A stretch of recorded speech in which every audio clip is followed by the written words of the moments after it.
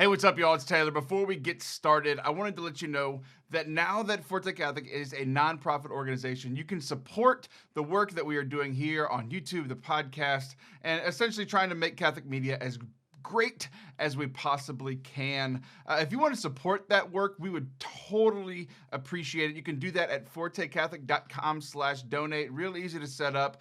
We are a nonprofit, so every gift is tax deductible. You can do that at fortecatholic.com/donate. That's fortecatholic.com/donate without a strange pause in it. We could really use your help. As for many people, it's been a tough financial season for us as a ministry and as a family, and we could totally use your help if you are able. Again, that's fortecatholic.com/donate. Thanks a ton. Enjoy today's show.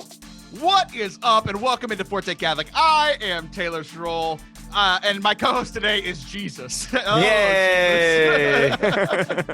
Jesus. It's a joke, but also somewhat true. He's a priest in persona Christi, and also looks like actual Christ today. His hair is very fancy and looks just like most people picture Jesus, white with long hair. Hey, Father Anthony, how are you? I'm doing well. How are you, Taylor? I'm doing great. Jesus was from the Middle East. Anyway, I just came back from the dentist, Father Anthony. Yeah, what did they do to your face? They supposedly made it better, but by your reaction, I don't think they did. Here's my thing about the dentist. Okay. No one trained us for what we were supposed to do at the dentist.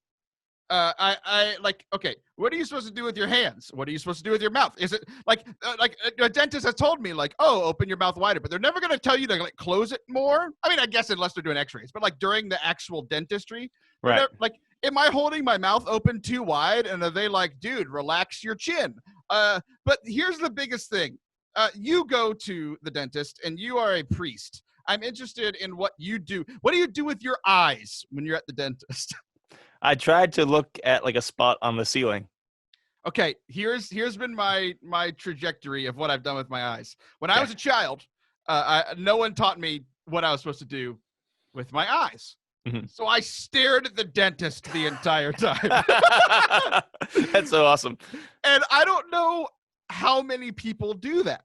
I would imagine I'm in the minority, but also some other people definitely do this. Or have done it in the past. Yeah, insane people do that. Right. Like sociopaths do that. Sure. And then or children, which are the same thing. And then aren't they really though? Boy, my 3-year-old has no idea what it means that I work at home now. Like she bothers me all day and gets real sad when I play with her for 5 minutes and then say, Daddy's at work and working. Yes. And she doesn't leave. She just sits right here and cries, which is much worse than the situation I had before. Anyway, back to the dentist. Yes. As I continued to grow older, when I became like a teenager and in my younger 20s, I did what you did. And I started just picking a place to stare at, like the wall or like you can't really stare at the light unless you're crazy. I did that once, actually, continuing the sociopath trend. Realized that wasn't good because then I had to go to the optometrist the next day. Awesome.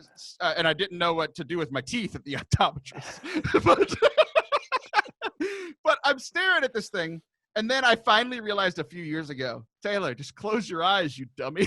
It's the best thing ever. Yeah. I've leveled up completely.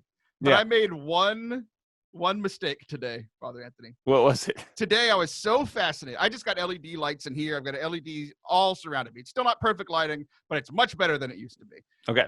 And I was really fascinated. So essentially there's this light and it's a rectangle, just like the usual big rectangle lights that they usually have. Except inside that rectangle were 4 squares and they're all LED lights. So they were very small. And there was just metal the whole rest of the way. And right when she started, like she was about to start cleaning my teeth. So I opened my mouth and I looked up and I saw her poke my teeth in the reflection of the metal and I'll never recover. Oh my goodness. Yeah, no, that's the worst. So then I closed my eyes like the champion that I am. And all I could picture was that mental image. Yeah, sorry about that. But here's the thing. The reason I think why they don't tell you to open your mouth like or close your mouth more, like when like doctors who are working on you start working on you, you're no longer a person. You're just teeth.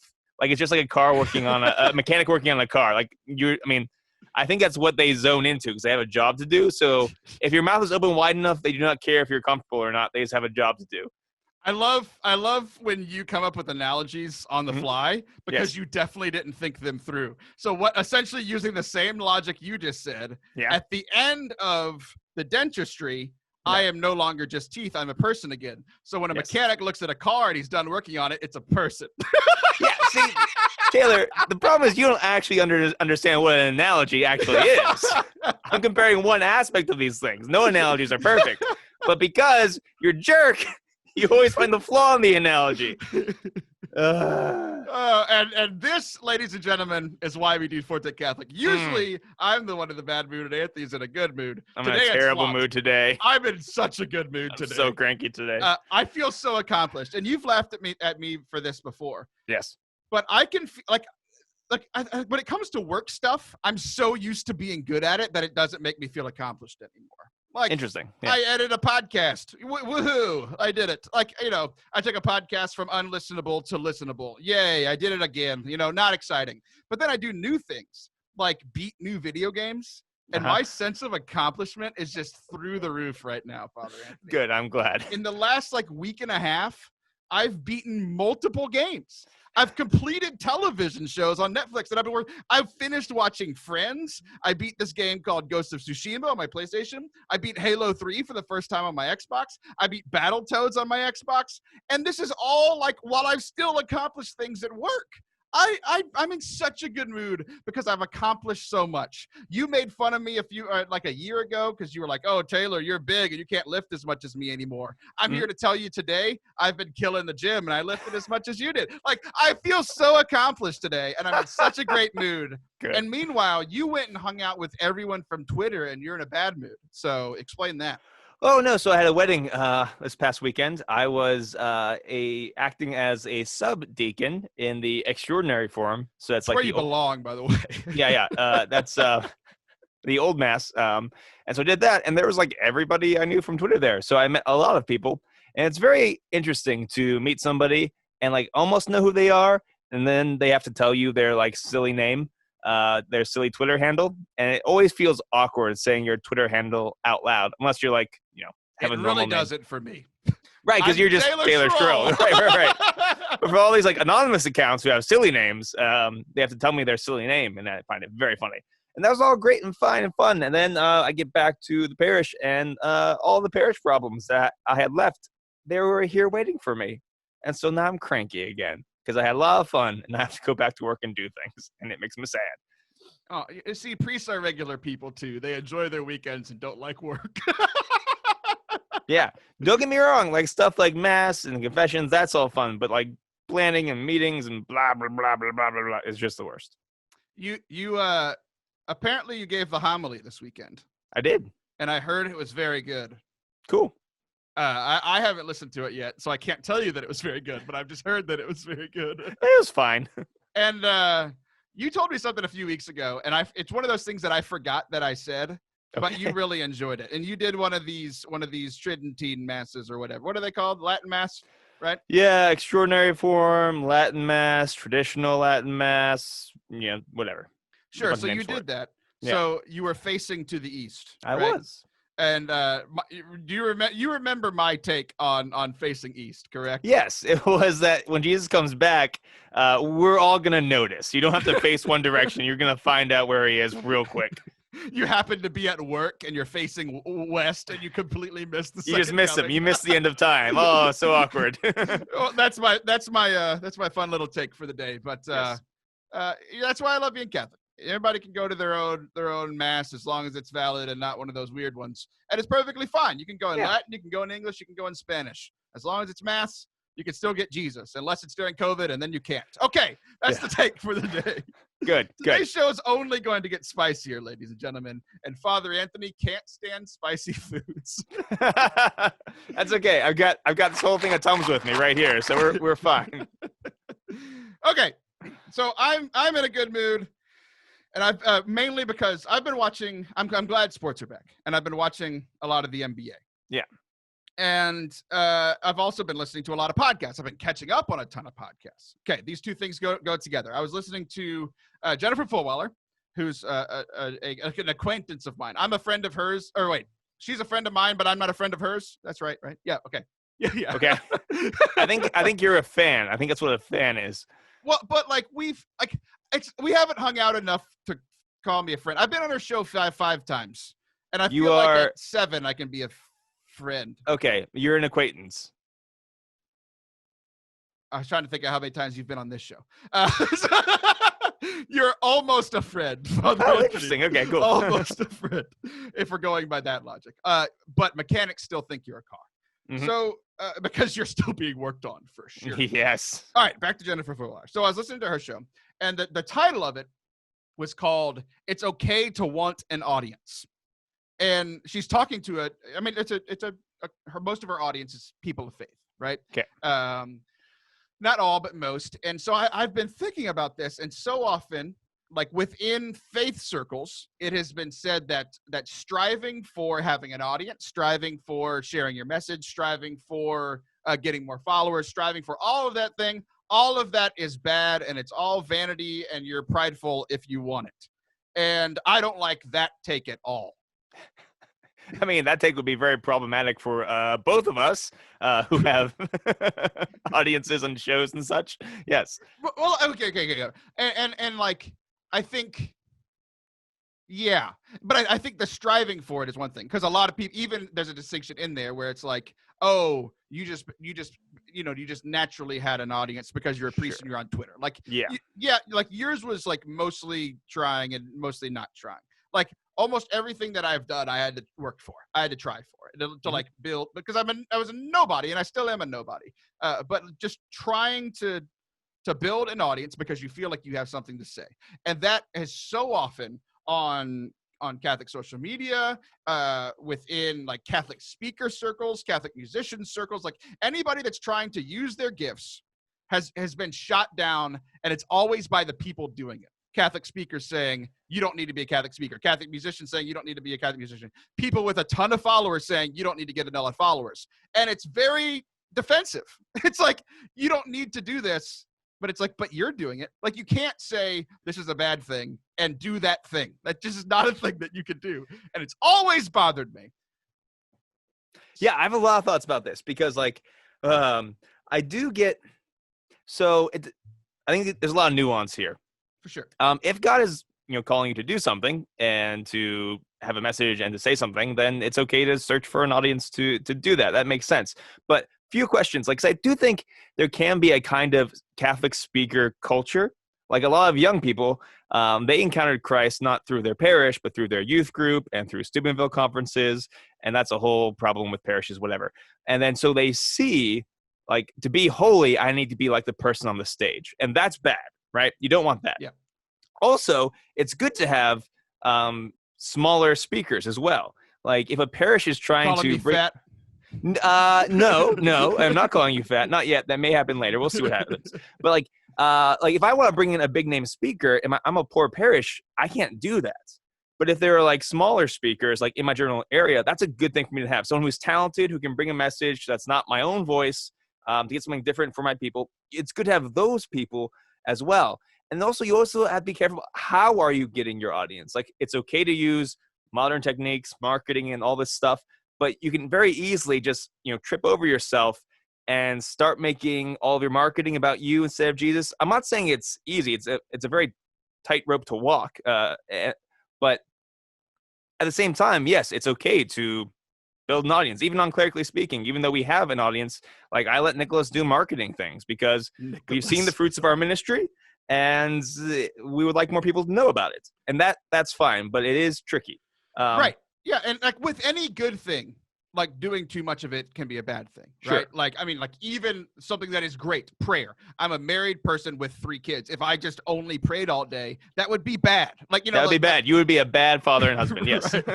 But like, obviously no prayer is also bad too. So like finding a balance in there is what's healthy. And I mean, I totally agree with you where it's like, there are things that you can go too far. And I think anybody that has, like with anything, anybody trying to do good is going to slip up. Oh, absolutely. Have I done things like that in the past? Absolutely. But that doesn't mean that seeking and desiring an audience is bad. It means that you did something poorly at a time, right? Sure. Yeah. But so many people try to just throw the baby out the bathwater. You messed up once, or you messed up twice, or you even had a season. Like you said, a lot of young people, a lot of people coming out of college or in college are trying to do this and are not doing it well because they're just young and they haven't been formed. And a lot of people hate that. And I look at it, I'm just like, you're just young. Like, yeah, it's just normal. It's a part of it. Yeah. We all went through it. So here's what like really struck me though is the parable of the talents, and I want you to regale us with your telling of the parable of the talents. Okay, so Father Anthony's SparkNotes version of the talents. It's a parable. There's a master. He has 3 servants. He gives them each different amounts of money. A talent is actually a very large amount of money. So he gives one, he gives one like 5, he gives another 10. He says, hey, I'm going on a journey. See ya. So the one with 10 and the one with 5, they increase the amount of talents by investing, by doing things, by entering into the marketplace. And the guy with 1 talent, he is scared of his master, and he buries the talent in the ground. And the master comes back. He's like, oh, guy with 10 talents, you gave me 20. You are so great. I'm going to give you a bunch of cities. And the one with 5, oh, man, you also did a good job. Here are not as many cities, but still more cities for you. And the one with 1, he like, you are a terrible servant. Why are you so stupid? Why did you bury my talent in the ground?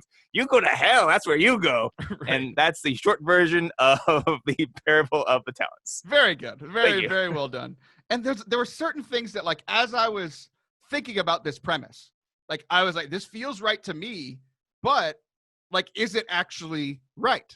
Yeah. Like, am I actually right? So I went to the scriptures, and I compared my thoughts to the story, and there were some things in here that I was just like, okay, this is perfect, because like even the verbiage here, I'm going to say what God's response is, and then I'm going to read how their servants responded. Okay. So God's response, it's a very famous one. Well done, my good and faithful servant. Since you were faithful in small matters, I will give you great responsibilities. Come share in my master's joy. Like, even people who don't know the scriptures very well have probably heard that. Because, like, it's a famous saying, and we all want to be told when we get to heaven, well done, my good and faithful servant, come share in your master's joy. But here's what God is responding to, and I found this absolutely wild, because so many people would hear this and think it's a bad answer. Yeah. The one who received 5 talents came forward, bringing in the additional 5. He said, Master, you gave me 5 talents. See, I have made 5 more. So many people now in our current church, like, what's the environment? Yeah. Would hear that and say, like, how dare you say you have made 5 more? God did that with you. It was God working through you. It was all this stuff. And it's like, no. How did God respond to that? God said, well done, my good and faithful servant. Come share in your master's joy. Right? and again, there's nuance here, right? Because we have to remember, it's not all the person building the audience. It's not all the person doing the thing. It's not just, I made you 5 more. He starts with, Master, you gave me 5 talents. Mm-hmm. Look what I have done with them. And here, have them back. Yeah. It's all of those things are important, right? It's absolutely not the assumption that it's yours once you get those 5. It's like, hey, I got these 5. Can I have them now? No, they're still the master's. But also, God gave them to you. That's first and foremost. He gave you, and here's where we get tricky. He gave them talents as like the money, but he also gave him the talents to go make money with those talents. Right? Sure, yeah. So obviously, it's a gift from God. It is perfectly okay to use what you have been given and go share that message to try to better the world. If you're in ministry, that is the ministry that God has given you, whether it's speaking or podcasting or singing or whatever it is, designing things, selling things, whatever that is. And like, it's so ridiculous when we look at it, because we would never look at a Catholic business person and say, oh, how dare you try to become the best optometrist in the world? That's offensive. You're being prideful. It's like, no, that's ridiculous. Go do it. Try to get more clients. Try to add another optometry place down the road. Like it's so ridiculous to me how down we as the Christian community are, especially whenever like we see God's response to this. Right. Yeah. And I think it's important to, make sure that you have a good community around you. Like, Taylor, you have plenty of friends that would tell you if you have gone off the rails and you're making your ministry more about you than about the actual ministry. Oh, and like, you definitely get on to me often. Yes.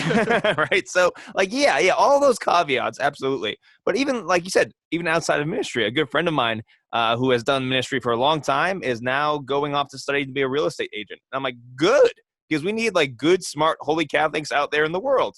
And also it's good that you can get a job and help support your family. Like, that's good too. Like, go after that. That's fine. I think a lot of times some of this critique is coming from a good place, but I think some of it is, if I can't be as popular as these speakers, at least I can like throw out the easy critique online. I think that's something. And sometimes even people who are critiquing are doing this so that they can kind of get a good reputation. So you gotta be careful. Like, everything gets messed up if you're not constantly looking at your own heart with God. Like, you constantly judging your own motivations with God and the Holy Spirit. As long as you're doing that and doing that well, then you can go out and do what God is asking you to do. Yeah, absolutely. And like that was Jen Fulwiler's biggest point, is that the biggest reason people don't do this is because of the perception of others, because I'm going to be seen as prideful. Not I'm scared that I'm going to be prideful. I'm scared that I'm going to make it about me. That's a kind of pride though. Yeah. Yeah. One of my favorite things, one of my favorite lines from Lecrae, I've shared this on the show before, it's Lecrae. He's a rapper. He's using his gifts to glorify God, build up the kingdom. He's doing great stuff. And he says, "Here, God, you create my rhymes, because if you don't, I'm scared that I'll succeed and only trust in you and not trust in me." Or sorry, I flipped that up. Yeah, rewind that. Take that, rewind it back. So here, you create my rhymes, because if you don't, I'm scared that I'll succeed and no longer trust in you and only trust in me. Right? Yeah. Where it's Nice. like if God isn't along this journey with me, I'm scared that I'm going to succeed and only do it on my own. Yeah. But like for those who are trying to do God's will, you're going to fail. You're going to mess up. Mhm. But you also have to be like, okay, I messed up. How can I rely more on you and better utilize the talents that you've given me, both simultaneously? And I just thought it was so funny that like I'm reading this and I'm like, this is crazy. And I get to the last line where he's talking to the servant, where God's like, now then. I love that God says, now then. That's a sentence. Yeah. Take the talent from him and give it to the one with 10. He takes it from the little one, gives it to the one who did really well. To everyone who has, much more will be given, and he will grow rich. But from the one who has not, even what he has will be taken away. Like, we need to be using our gifts and stop letting other people, or like fears that we're going to mess up, because you're going to mess up. Don't be afraid of it, because you're going to. Right. The fear of pride, the illusion of pride, like all of those things. If you are truly of good heart and trying to do this, have people around you, like you said, that can help and guide you in this. Like the cost outweighs the cons. Why can't I talk today? Yeah. The pros outweigh the cons is what you were trying to say. There you go. That's I've very good. I've never heard that put that way before. All right, so here's what we're gonna do. We're gonna take a break, and then a final segment. Father Anthony and I are gonna pick up on this conversation right where we have left off. So do not go anywhere. We hit a couple milestones over on YouTube this week. We got our 300th subscriber and our 10,000th view. I want to thank you guys that have been in on the journey with us there. And if you have not yet done so, we would totally appreciate you following us over on YouTube, subscribing at youtube.com/Forte Catholic. The bigger that gets, the more helpful it is for us, both in our reach and financially. So take a couple seconds right now as you're listening. Go over to youtube.com/Forte Catholic. Give it a subscribe, and maybe check out one of the shows or some of our other bonus talks and stuff we have there. Thanks. Welcome back to Forte Catholic. I am Taylor Schroll. That is Father Anthony Sciarappa. If you are not watching on the YouTubes, you are missing out because of all the things that he is doing on the screen right now and throughout the show. We just hit our 300 subscriber on YouTube. If you are not one of those 300, it means you are a nerd. So go over to youtube.com/Forte Catholic so you can no longer be a nerd. Finally, at this age, insert your own age in your life. Beautiful. I am beautiful. Thank you for noticing. You can see that over on youtube.com/Forte Catholic. All right. So in our first segment, Father Anthony, we talked about like having a voice and having a platform, these sorts of things, right? Growing up, I don't know this. I know a little bit. On a scale of 1 to 10, how would you rate yourself as an athlete while you were in junior high and high school? 3.5. I would have guessed around the same. Okay. Yeah. I was pretty good. I'm not gonna lie. So you've told me. I was fairly decent. Somebody has to tell people. Yeah. So one of the big things as an athlete growing up is that so I was pretty good, and I was a pretty good kid too, not just in sports. Like I was a relatively decent person comparatively to my teammates. So often I would be either looked at as a leader on the team or actually like a captain of the team. Yeah. And usually it's the players that lead the team on the court and also lead the team off the court, like in the locker room and making sure things are going well, in the classroom, that sort of thing. Okay. So one of the I literally had coaches pull captains aside, pull leaders aside, saying like, "Hey, this is what we want to do. If you do it, other people will follow." Okay. Cool. Yeah. I've had coaches come away and say, "Hey, look, if you do this, everybody else will follow." But also, like, you have a voice. Like, people look to you as a leader in the school. Like, share good things and use that voice well. Make sense? Yes. Okay. Yes. So that connects to what we were talking about earlier about like if you have a good message, it's perfectly fine to share it. And I was told as a kid, it's a good thing to share it, right? Correct. So here's where I've seen a little bit of hypocrisy from our friendly Christian community. Are you ready for this? I am ready. I'm very excited to talk about this. I'm going. We're going to notice the speck in other people's eye. And if you go on to youtube.com/Forte Catholic, you'll see that I have a large plank protruding from my eye as well. Okay. So I've been watching a lot of the NBA and the NBA playoffs. And the NBA season was cut short because of COVID. And we all know that it's been a crazy year. COVID happened. And then, there's been a lot of civil unrest with race violence and violence of police against minorities. And we all know this. It's not news, right? Right. I always want to say new news. And then I realized it's literally why it's called news. Yeah. Okay. Cool. It bothered me.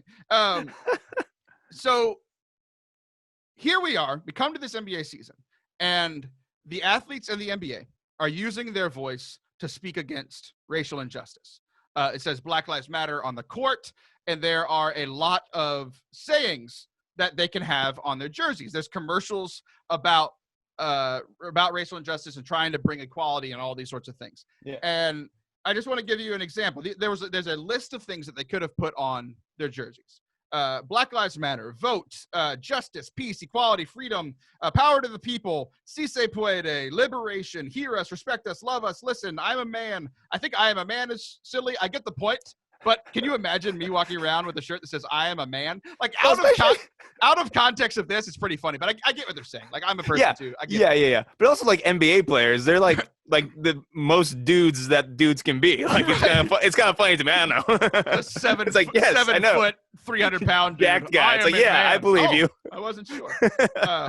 Mentors speak up. So there's all these things, and I've seen so many people, a lot, especially where I live. Right. There's a lot of people who where Christianity is Republican, that is put together. Conservative Christian means conservative politically. Right. Mm-hmm. And we've talked about that before. I think it's kind of strange, and that's me being kind. Right. And I've seen so many people who are leaders within the Christian community saying how bad it is and boycotting the NFL and boycotting the NBA because they're talking about racial inequality, right? And they're talking about Black Lives Matter, and they're talking about these things. And I think it is insane. I think it's insane. Yeah. And it's funny because the critique is people don't want to see that in their sports, right? They just want to use sports as an escape. But I think this is really important. Growing up, there wasn't a lot of racial inequality where I was at because there wasn't a lot of diversity. There just wasn't. So it's not a question that I growing up even had to deal with that much. And the thing is, if people are getting annoyed by this message, well, it's because they've had the luxury of being able to ignore it for so long. It doesn't mean they're bad people. But if you feel annoyed by all of this news about racial inequality, well, there's people who have to live it and have had to have lived it their entire lives. So you being annoyed by it, that's part of the message. To realize that this is something that you can escape from, but other people can't. So right. Yeah, of course. Yeah, and being challenged by it. And I think I think my only I don't usually give advice on this show, but I think my advice to everybody right now, myself included, is anything that is bothering you like that. I'm using this as an example, but anything with COVID, racial injustice, your school, like, I mean, everything that's a hot button issue right now, just take a step back. Yeah. Take a step back. Because if I was like, I'm not able to do this. You guys talked about this in Clerically Speaking. You're not able to have a conversation with everybody that's listening. But if I could sit down and have a conversation with anybody who was upset or boycotting the NFL or NBA for their players using their voices for change, for what I think is good. I don't think black people should be being killed by cops anymore. I like that, or ever, but especially anymore, right? Yeah. But like, if you sit down and look at it, like, how can you be against players wearing words like justice and peace and equality and freedom? Like, those are our words. Si se puede. Yeah. Our words. Like, one of our saints said that as he was dying. Like, respect us, hear us, love us, listen to us. Like, I mean, even the one that I think people can get really hung up on, like Black Lives Matter. It's like, it's perfectly fine. You can be against the organization because there's an organization called Black Lives Matter. I don't agree with everything that they're doing either. Right. But do Black Lives Matter? Yes. Like, why are you so bothered by this? And, okay, and like this is one of these things. Like, people will say, well, why don't you say all lives matter? And it's like, okay, but think about this. If you're a Catholic and you've been pro-life, good, because you're supposed to be, because you're Catholic and pro-life. Sometimes Catholics get annoyed when people say, it's like, okay, all you talk about is abortion. Why don't you talk about the death penalty and euthanasia? And all those are important issues. But sometimes to say something clearly, you have to say only one thing. Like, you need to emphasize one thing. It's not saying that you're discarding the rest of the things, but this is the preeminent issue right now. For Catholics, it is, the greatest sin against life right now is abortion. Now, there's a bunch of other sins against life as well, but this is one that we focus on. It's sort of the same thing with Black Lives Matter. Yes, of course, all lives matter, but in order to say something powerfully, sometimes you have to say just one thing. And I will say this, like, if some people, I think, have talked about, like, hypocrisy in the NBA, because I don't know if you remember, you probably know this story better than I do, when everything blew up about Beijing and China, and how none of the NBA players said anything about that because they weren't allowed to. And like, they have concentration camps in China, like, for Muslims. Like, terrible things are happening in China, but they couldn't say about that because of the money or whatever else. Like, if you want to say that's hypocrisy and that's a lack of bravery, I agree with that. Absolutely. And I think it's a fair critique. That all being said, saying something important about this other issue is still a good thing to do. And I think you can, like, have both of those things in tension and be okay with that. Yeah. And like, here's the thing is, like, what do most people stand for? We can't all stand for everything, like, or like actively promote everything, right? Like, we can't. Sure. And here's the thing when it comes to the NBA. To my knowledge, there's one active player from all of Asia in the NBA. To my knowledge, there might be more, but I think there's just one. So that issue didn't really hit home for a lot of NBA players, because most NBA players are African American. Sure. This issue is them. They literally see themselves. Some of them said it could have been me. Others said that they have been in situations like that and barely lived. That, George Floyd could have been me, or this could have been me. Like, all these things, right? Where that issue hit home for more people. So I think that's one reason, right? But that we can't all, like you were saying with abortion. It's like, I can't go up against everything. I can't attack everything. Right. But other people's, like, that's their job. Pro-life ministry is their job. I don't talk about it a ton. I am anti-abortion. I don't talk about it all the time, because there are literally other people that are doing that, and that's not my calling in life. But then also, like, okay, maybe the NBA made a mistake, but it's like, during all of this, I said this in our Black Lives Matter episode, like right after George Floyd. It's like, Colin Cowherd, my favorite sports analyst, he's been saying this whole time, like, we can't expect perfection if we want growth. We want everybody to grow. We want everybody to be more loving, better. We want equality, all of these things, right? We can't expect perfection on that. We're going to mess up. Just like we were talking about in the first segment. If you're striving for good things, you're going to mess up, and we can't expect perfection. We just want growth and for people to continue becoming better. So that bothered me, and as it was bothering me, these guys have been in a bubble, like, literally because of COVID, by themselves for 2 months. So I want to kind of end with a positive story. And there's one player for the Toronto Raptors who won the championship last year. Our good friends in Canada. Shout out to Father Harrison. But there's this little kid. He hadn't seen his kids. I think is a 3-year-old and a 1-year-old. He hadn't seen his kids in 2 months because he's been stuck in the bubble. They finally let a couple of family members come in. His 3-year-old sees dad at the end of the hotel corridor and just daddy and sprints down the corridor and goes and hugs dad. And dad's super happy and the daughter's super happy. The 1-year-old kind of looks at dad for a second and is like, "Oh, that's dad." He gets on. It took him a second, because he's been gone for 1/6 of his life. Sure, yeah. Wow, yeah. So I saw that, and I was like, man, we've been talking about we talked about sheep a second ago. Like the sheep know the master's voice. Like she saw dad, she heard dad's voice, and she sprinted to him.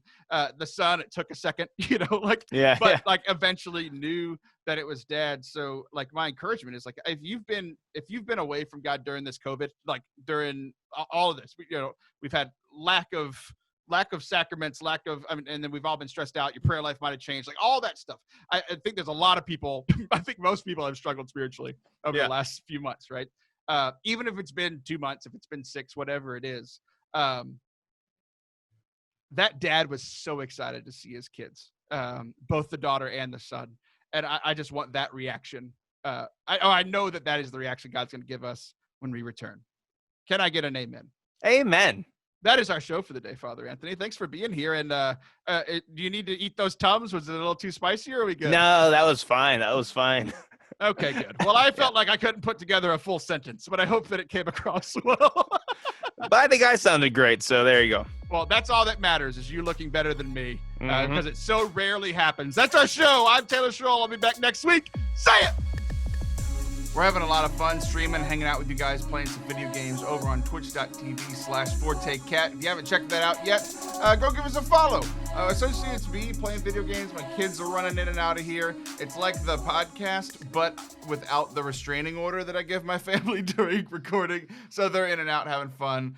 Come hang out with me, the family, while I play some video games with some of your friends here, Father Anthony and some other people, friends of the show. So check it out, twitch.tv/ForteCat. Peace.